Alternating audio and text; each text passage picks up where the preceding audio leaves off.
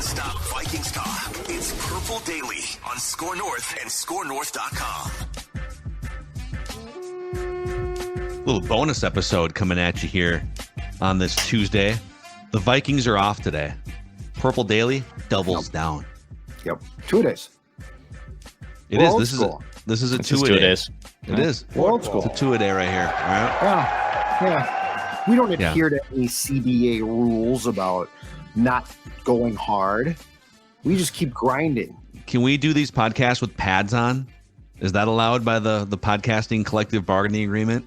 How about helmets? I mean, Kirk Cousins will stand there for a first half with a helmet on. We should make Judd do this entire show strapped in. If you got me, especially old school, a Vikings helmet, I'd wear it for an entire show. Making a note. Now, I don't know how I do it with I guess I could get earbuds for that. I don't like earbuds, but I could do earbuds for that particular show, right, Dex? Yeah, you could use earbuds. We could put But when we could widen the headphones over the ear holes. Couldn't we do that? But yes. And if you give me an old school one, I am in because those old school jerseys that they're going to wear September 10th, everyone has one. It's unbelievable. At training camp, oh my God, I'd love to know what the merchandise sales is, because it seems like every jersey I see now is that. And by the way, that's a great jersey. That should be their jersey. My future baby brother-in-law has a Vikings helmet. I should just get that one, and I should just do a show with it on. I could potentially. Oh, for you, yeah. For me, yeah. Okay. I was gonna say, because that wouldn't fit my melon. Wouldn't fit your melon, and I have a pretty large melon. I sneakily have a very big head. You? It might not. Yes, I have a very big head. I got a big head. Yeah, you got a big noggin too. But yeah, I do. I do too. It's hereditary, I guess. So we'll get Judd a Vikings helmet and maybe a mouth guard and a chin strap so you can really have the full. I hate mouth guards. Full experience. I've never liked mouth guards. So we're gonna get into this is gonna just be kind of a quicker bonus episode, but a state of the Vikings quarterbacks discussion here, and it kind of comes off putting a bow on a conversation that we've been having for like 2 years on this show, and Judd did some scouting for this, so we're going to get into all of it here. The show is presented by our friends at TCL, which has award-winning TVs for any budget, any space, all with stunning picture quality. TCL makes more than just TVs, too. They offer mobile products, audio devices, and home appliances. TCL brings you joy and simplicity through innovative technology. You can learn more at TCL.com. Also, Dex, I don't know if we have this queued up or not, but I want to talk about Fratelloni's for a second. Fratelloni's has jumped on board to support us here. Look at those glorious Weber grills on your YouTube screen. I have one in the backyard. I love my Weber grill. Great grill. Awesome. Weber makes fantastic grills, and Fratelloni's is one of the largest Weber dealers in the state, preparing you for tailgate season.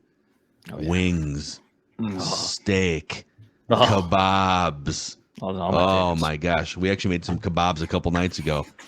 There's also all sorts of other types of grills you can find at Fratelloni's as well.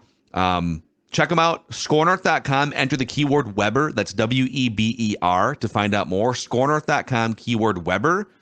Or just stop into one of the Fratelloni's hardware and garden stores. More than 20 metro locations here in the Twin Cities.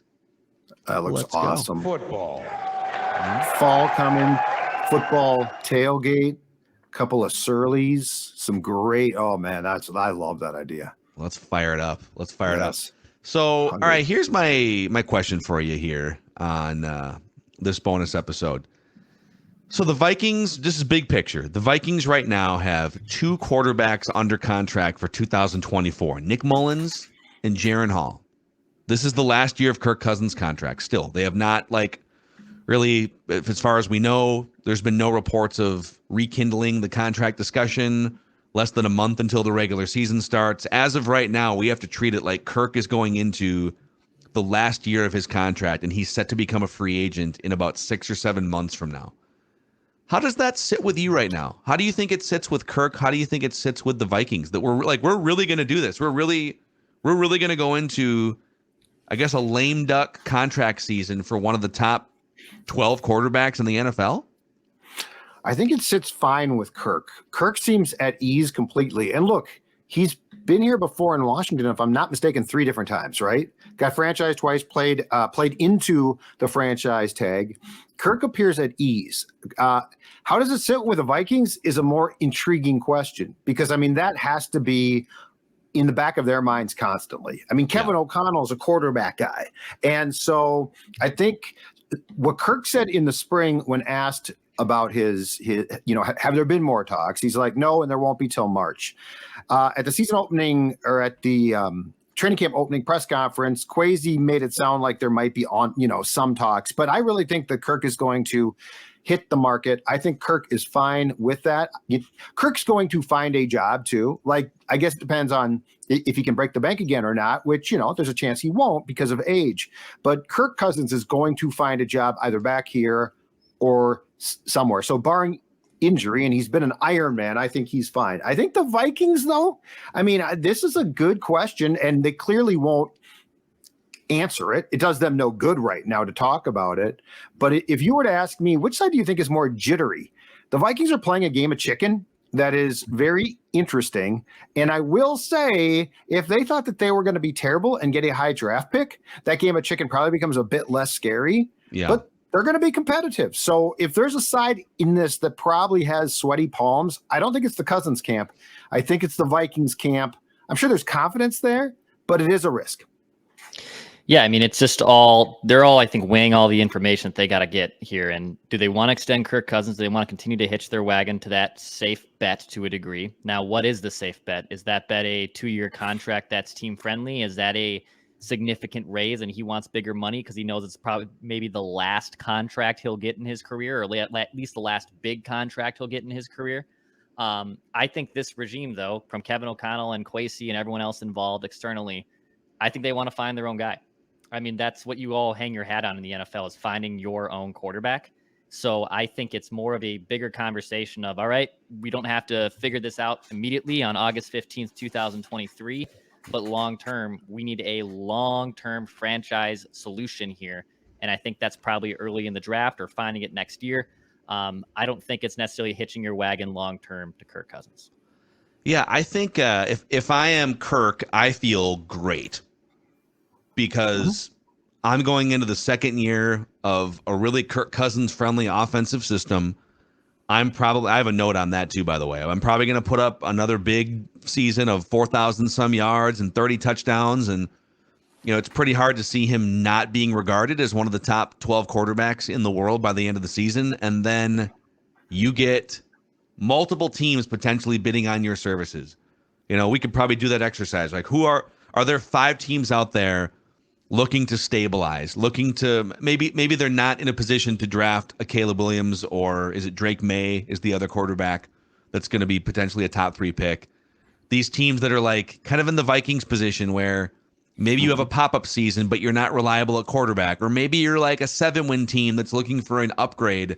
There's going to be teams fighting for his services. So he's going to he might get to choose all these things.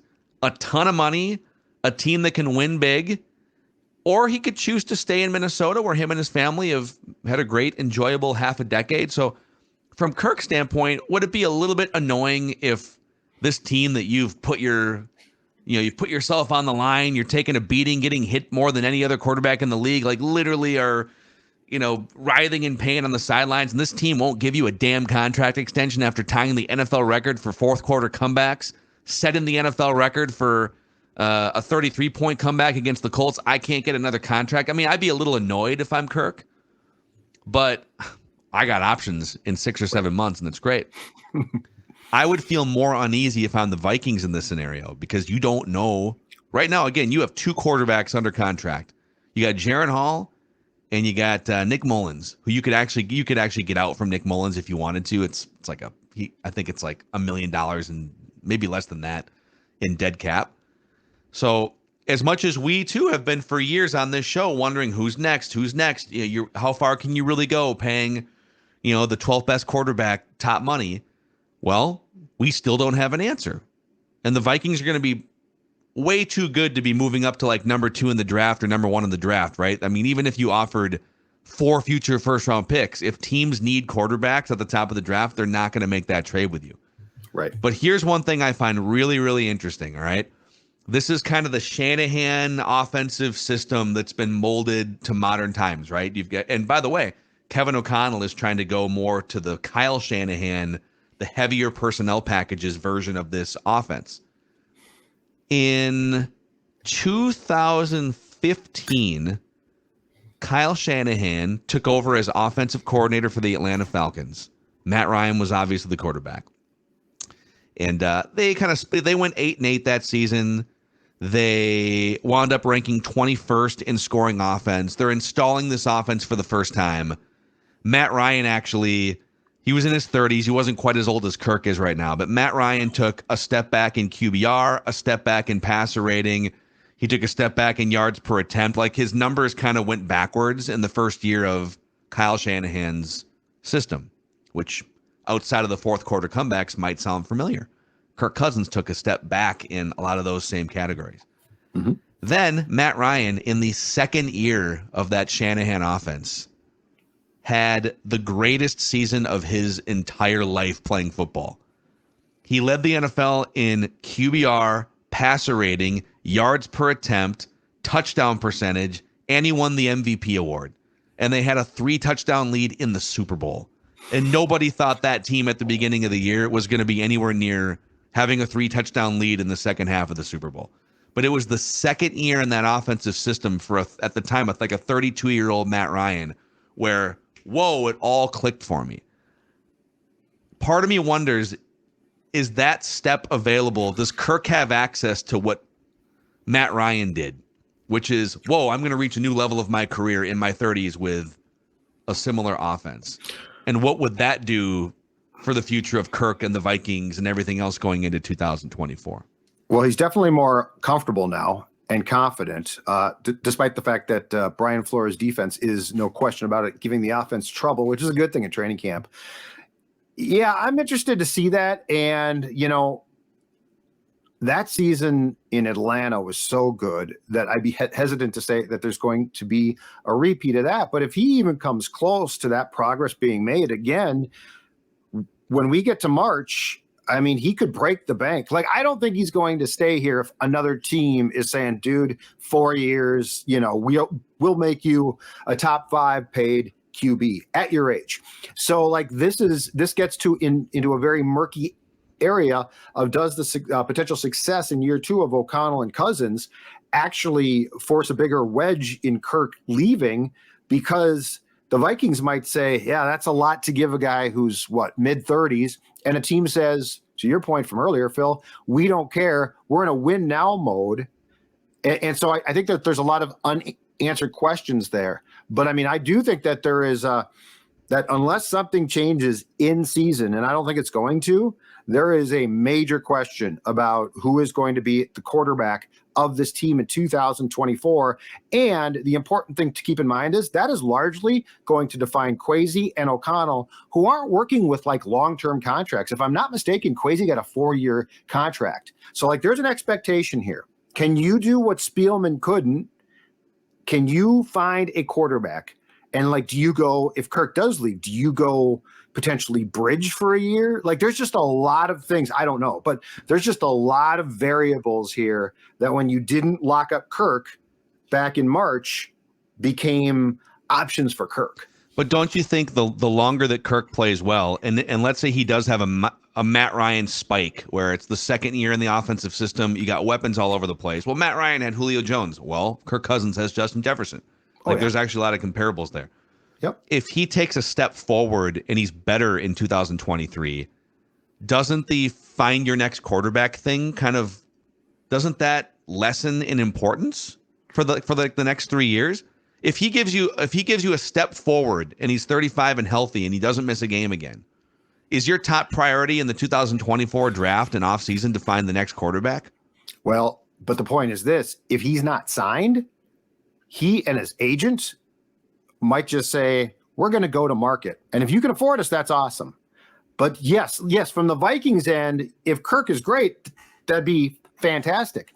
But from Kirk's end, like, if you couldn't get signed in March of this past year, aren't you going to say, you know what? we've come. I mean, Kirk's response to my question in the spring was, we've come this far. Let's allow it to play out. So if I go bonkers and have a great year and I'm Kirk and Kirk's agent, I'm probably going to say, let's go to market, because we're probably going to get an offer that, if nothing else, you can come back to the Vikings with. That's going to be huge. And then the question becomes, okay, with Jefferson at some point soon signing, with Darrisaw up for an extension after the 2023 season, when you look at those type of things, I think Kirk might have the Vikings in a position at which it becomes very hard to retain him. If a team says, screw it, we're in this to win it right now, here's a 3 to 4 year contract at massive dollars. Yeah. But you look at forward-thinking, though, organizations, especially like just Chiefs and Eagles, two teams that were just in the Super Bowl. Both of them drafted right now their starting quarterback when they already had a pretty good quarterback in their hands. They had Alex Smith with the Chiefs, and now Mahomes sat behind a Smith for the 2017 season. And in the Eagles' case, Carson Wentz was still really good in 2019. And then they drafted Jalen Hurts in 2020. So I think forward-thinking good front offices are trying to answer this question. And whether you have stability, whether it's an Alex Smith, and Carson Wentz's case, he was still 25, 26 years old. Like you could sense the succession plan in Kansas City because Alex Smith was in his 30s. I think these forward-thinking front offices, and if Kwesi is like these two examples I'm bringing up, that they want to try to answer this question probably by next May. Yeah, it would be nice if you had someone and an answer in waiting, but like that's the conundrum that these teams run into is, oh man, let's say Kirk is still really good, but they don't win the Super Bowl. Do you think, well, then we should be using our draft assets to keep pushing this team forward? But if you look at those examples Declan brought up, the Chiefs were a playoff team for multiple years in a row with Alex Smith, and they wasted a first round pick and traded other assets to move up for a quarterback. But they didn't have to take a step back and win 5 games. They just plugged Mahomes in and got better and won the Super Bowl. And, the Eagles had to reset for like a year. But, that's the decision you have to make at some point is, when do you just pause the train for a second and say, I know we're good and that we have needs right now that could help a playoff team go further. But long term for the next 10 years, even with Kirk on the roster, if there's a shot you have to take in the first round, being willing to take it, knowing that guy might not even play for a potential playoff team in his first year, And I think to Dex's example too, though, is Mahomes and Hurts are special cases as well. Like the Chiefs went up to 9 and clearly got the best player in that entire draft. So that is savvy scouting, good for them, but there is fortune there too. The Hurts thing is, real fortune, because that guy dropped through the draft and has turned out to be outstanding. And I guess that's where you're relying on O'Connell to be able to identify sleepers, especially like the Hurts comparison's a great one for, okay, if Kevin can go out and find that guy, like if Kevin can put his finger on a guy that might go to the 2nd or 3rd round and say, draft this guy, he's going to be a star. Then as a coach and as a evaluator, he's worth his weight in gold. But, those are type of things that the Vikings hopefully can do because they have not done previously. Yep. And now we should throw this out there too, is that we've had discussions in terms of like quarterback of the future, options are open. And we've had discussions for 2 years on this show off and on as we spitball and throw things out and we theorize, hey, Trey Lance seems to be falling out of favor in San Francisco. Trey Lance was a once top 3 pick or whatever he was.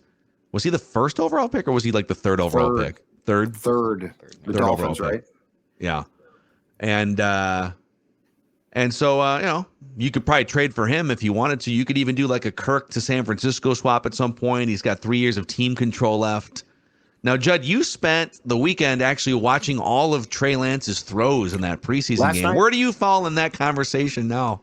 Okay, so Trey Lance's stats aren't good, but they don't tell the story. And in fairness to him, he broke his right ankle early last season and missed the entire year. So he just came back. He played the entire first half against the Raiders on Sunday. 10 of 15, 112 yards. Sacked 4 times on 6 drives and a touchdown. Now, first of all, the touchdown, if you saw it, was a pass that Duke Shelley, yes, the Duke of Shelley, rearing his head for the Raiders, had picked off, and he somehow deflected it in front of him to a Niners receiver. Trey Lance should have been picked at least twice. He wasn't picked once. They dropped him both. But Trey Lance should have been picked twice. And again, in his defense, this was his first game back. I wrote down 5 terms to describe what I saw. Okay. Oh boy. Oh, and keep in mind too, Trey Lance is in a system at which Brock Purdy, God bless him, has found success. Sam Darnold sounds like he is playing well. So like the Kyle Shanahan system is not a problem. So I don't know that Kevin O'Connell can be like, Shanahan, he don't know what he's doing. Wait till I get this guy. Yeah. Here are the words I wrote down: indecisiveness, lack of pocket awareness, the game is too fast, accuracy problems. The only good thing is he has tightened up the motion a bit. So that elongated motion that we saw last year here in the joint practices, he has tightened that up a bit. But for the 5 terms, and my concern is this, again, if this was a defensive coach, I might say, if you get him out of there, you've got a chance. But San Francisco is like the easy bake oven of quarterbacks. Like you can't screw up.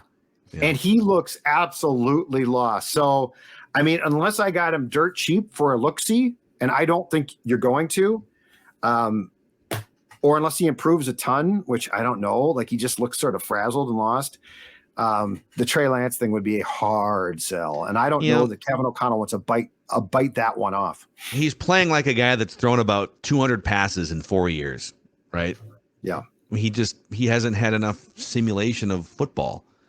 So, yeah, I think it was a fun theory to talk about for a while. This guy that the 49ers are sort of moving in this win now direction, and they don't have time to wait on a young quarterback to figure it out. But it's like, okay, I know that he's had the ankle situation, but at some point, sorry, man, like it's not our fault that you've only thrown like 190 passes in 4 years. Like it is what it is, but these teams have to move forward. So I'm sure at some point somebody will probably float whatever his price tag was 6 months ago or a year ago. We were talking about like, would you have to give up a first? They gave up 3 first-round picks to get him, right? Would you have to give up a first or like give up Kirk or something? You could probably get him now for a 5th-round pick or something if you really wanted to and just stash him. Yeah. So, yeah, he does. I mean, I feel like I've probably been the most out of him, even going back from our first talks about this within the last year or two. And I see the example of too, like, well, he doesn't have any throws. And even if, let's just use the college example too. Like he didn't play a ton at North Dakota State, but we've seen examples of college quarterbacks not playing a ton in college football and still being studs. Like Cam Newton played like only threw the ball 290 times in his college career. Now like 270 of them came with Auburn, which was one of the greatest college football quarterback seasons of all time. But Cam Newton was also a 5-star recruit and one of the best high school prospects in the nation. Trey Lance was going to be asked to play wide receiver at the University of Minnesota and was a 3-star recruit. Now, we can debate the nuance of why the heck would we play him at wide receiver, but Trey Lance was the best quarterback prospect in Minnesota, and he was still only a 3-star recruit. So I don't think he's it, man. He's just not an NFL quarterback, which it's hard. There's only like 15, 20 of them that are really good. We had an NDSU fan actually email us this morning and said, I'm a big NDSU fan, love me some Trey Lance, but he's a college quarterback at the end of the day, from a fan who kind of watched more regularly, 4 years ago now. The one thing I will say, as I grinded quarterback tape last night, though, is it's becoming very clear, in my opinion, from the personnel packages that O'Connell wants to run now, that the eventual quarterback for this team will be a guy that can run RPOs. Oh, yeah. Agreed. Because you don't go this big. Like you don't get Josh Oliver if your long-term plan is, well, he's going to block really well for a running back. You get him so he can flatten guys at the line of scrimmage on a run-pass option. You know, here comes Ty Chandler. Here's the ball. I'm keeping the ball. I think it's the way the league is moving in a lot of ways. Now there are the Joe Burrows and the guys that are more traditional pocket passers. That does still exist, but it would be nice to have that. Anthony Richardson, who had some rough moments on Saturday, I believe. He also does things where you're like, that's going to work really well. Mm-hmm. He also threw one of the worst interceptions of the preseason. So that was a bad breakdown by everybody there. Yeah, that went beyond him. But dude, you can't. Well, he tried to go Mahomes. He tried to sling it sidearm. That's Pat Mahomes. You can't. But he also ran some RPOs that were really like you can see what's going to occur here. And I think O'Connell would love to at least have that in his bag of tricks. And with Kirk, you just don't. That's just Kirk. Yeah. Hey, real quick before we say goodbye on this episode. So we have launched a brand new collectibles section of the Score North shop. So scorenorth.com/shop has the merchandise wing you can click to. Mm-hmm. And now we also have the collectibles wing you can click to. And they've got there's some new stuff in here. And there's also the Justin Jefferson catch against the Bills framed and signed at the point of the catch. And that was, I know a bunch of you bought that last week. There's still some available. There's also a Jordan Addison signed jersey, a Justin Jefferson signed jersey, Harrison Smith signed jersey. Wow. Scorenorth.com/shop. Click on collectibles. And you can also use the code SCORE to save 10% on all products site-wide, thanks to our friends at Universal Sports Auction. So check it out, scorenorth.com/shop. My favorite one, by far, which is one of my favorite films of all time, Christmas Vacation, the signed bleepers full, I can't even say it, I'd love to say it, from Randy Quaid as Cousin Eddie. That's signed and framed from Randy Quaid from Christmas Vacation. I need that hanging in the back. I know I've said I've been going to hang stuff. I would hang that in the background if that was in my back right now. It's pretty awesome. It's pretty awesome. Yeah. So check these collectibles out at scorenorth.com/shop and just click on the collectibles link. And thanks for hanging out with us here. The Vikings may have taken the day off, but we gave you a 2-a-day here on Purple Daily. That's right. Daily Vikings entertainment, sometimes twice. All right. Welcome into Stepping Up, presented by Federated Insurance, where we talk with next generation business owners and business leaders about their process, about their philosophies, what challenges they face, and their vision for the future of business. And our guest on this episode is the Chief Operating Officer of the Minnesota Timberwolves, a man who has seen a lot of basketball and a lot of sports business the last 20 or 25 years, Ryan Tanke. Thank you for joining, Ryan. Great to see you, Phil. Great to be here. Thank you for having me on. This is fun. We're going to force Ryan Tanke to reflect a little bit here. So you started off, and this is a good lesson for whether you're taking over a business from a family member or whether you're just working in a company and you're eventually rising up from, in your case, you were an intern in the ticket sales department. And then throughout the years, you have now worked on the C level of things for the last, decade or so. Yeah. There have to be so many different paradigm shifts as you're going from the lower end of an organization or the younger part of your career to then being on the top side of it and running an organization or sitting in a small room with, a handful of people running an organization. Yeah. What are the biggest things, like the macro principles that you've learned as you've sort of made that journey? It's a great question. I think there's learnings along the way, Phil. Even how I got an internship here, right? I moved to Minnesota. I went to school at St. Mary's in Winona, small Division III school. I moved to Minneapolis after, and I just decided I was going to try to network into the sports industry, right? So I sent out a resume to every professional baseball, football, basketball, hockey team in the country, literally.